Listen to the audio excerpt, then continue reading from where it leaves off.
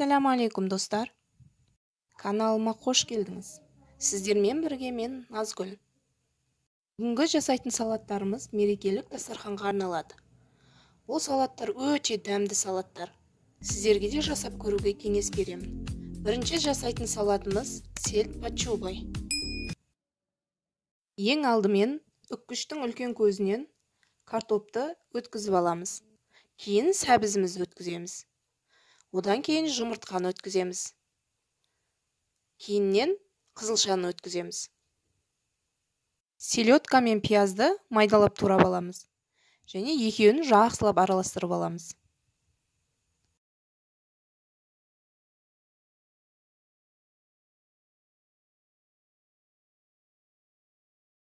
Ендігі кезетте салатымызды жинаймыз. Ол үшін мен тортқа арналған кальцоны пайдаландым.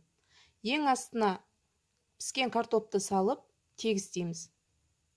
Егер картопты пісіргенде тұз салмаған болсаңыз, бетіне шым-шым тұз салып жіберіңіз. Одан кейін бетіне майонезді жағып шығамыз. Екінші қабатқа селедка мен араласқан пиязды саламыз. Селедка мен пиязды да салып, бір келке етіп тегістеп аламыз. Оның бетіне сәбізімізді саламыз. Сәбізді де бір келке етіп тегістеп, бетіне майонез жағып аламыз. Достар, менің каналыма тіркеліп, лайк басып, қоңыраушаны басып, және все батырмасын басып қойыңыз. Менің жаңа видеоларымды бірінші көріп отыру үшін. Алдағы уақытта түрлі рецепттермен бөлісемін. Осы салаттардың рецептін астына описанияға қалдырам. Сол жерден көріп алсаңыз болады. Келесі қабат бізде жұмыртқа болады. Жұмыртқаны да бір келке етіп тегістеп, бетіне майонез жағып шығамыз.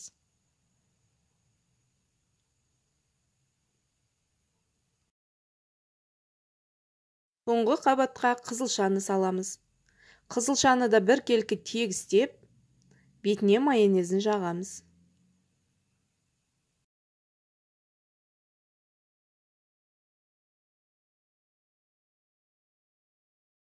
Салатты кальцодан босатып аламыз. Салат қабат-қабат болып ерекше көрінеді. Бетін өз қалауларыңыз бойынша сәндесеңіздер болады. Мен аскөкпен сәндедім. Астарыңыз дәмді болсын. Келесі салат бізде жүзім салаты. Ерекше көрінеді. Дәмі де ерекше. Жасап көріңіздер. Алдымен суда піскен етті майдалап тураймыз. Менде сиырдың еті. Одан кейін қиярымызды тураймыз. Оны да майдалап кубиктеп турап аламыз.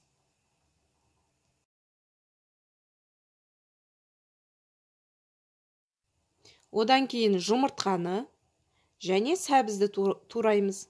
Оларды да кубиктеп майда етіп тураймыз. Келесі суда піскен картопты үккіштің үлкен көзінен өткізіп аламыз.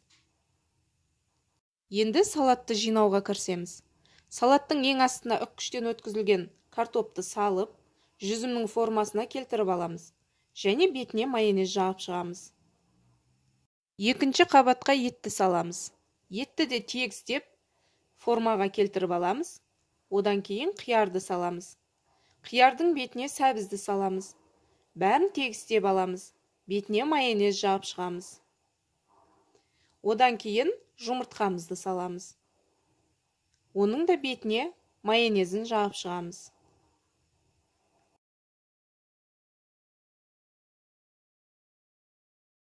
Салаттың сыртын жүзімдермен қаптап шығамыз. Жүзімдерді рет-ретімен әдемілеп орналастыру керек. Және мен аскөкпен сәндедім. Астарыңыз дәмді болсын. Салат ерекше көрінеді. Столыңыздың көркін ашады. Келесі салат французский салаты. Бұл салат ерекше дәмді салат. Үккіштен шикі картошкамызды өткізіп аламыз. Және одан фри жасаймыз. Қызып тұрған майда жақсылап қызартып қуырып аламыз. Енді қызылшамызды теркадан өткіземіз. Шұжықты да майдалап, ұсақтап, соломка етіп тураймыз. Одан кейін қиярды да ұзыншалап, соломка етіп турап аламыз.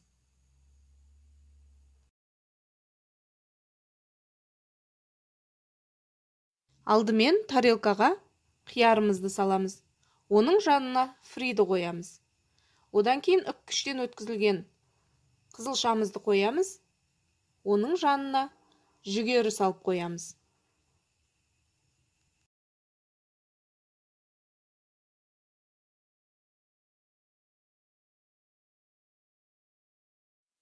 Оның жанына туралған шұжығымызды қоямыз. Шұжықтың жанына фри саламыз. Салатта фридің көп болу себебі, ол салатқа ерекше дәм береді. Ортасына майонез салып, столға жіберсек болады. Келесі жасайтын салатымыз муравейник салаты. Бұл салатта столыңызды ерекше әрлендіреді. Ең алдымен бізге фри жасау керек болады. Ол үшін үккіштен картопты өткізіп, қызып тұрған майда қуырып аламыз. Суда піскен еттерімізді соломка етіп жұқалап тураймыз. Және жұмыртқамызды тураймыз. Одан кейін сәбізімізді тураймыз.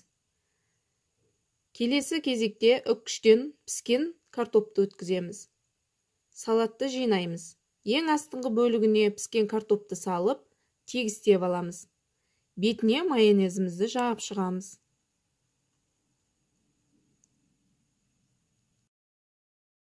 Оның бетіне етімізді салып, екінші қабатқа қоямыз. Одан кейін сәбізімізді саламыз. Майонез жағып шығамыз. Келесі қабатқа жүгеріні саламыз. Одан кейін жұмыртқа саламыз. Бетін тегістеп, майонез жағып шығамыз.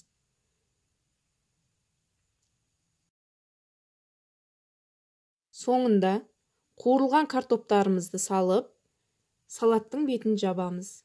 Салатымыз дайын. Астарыңыз дәмді болсын. Салатты өз қалауларыңыз бойынша сәндесеңіздер болады. Мен аскөкпен сәндедім. Назарларыңызға рахмет.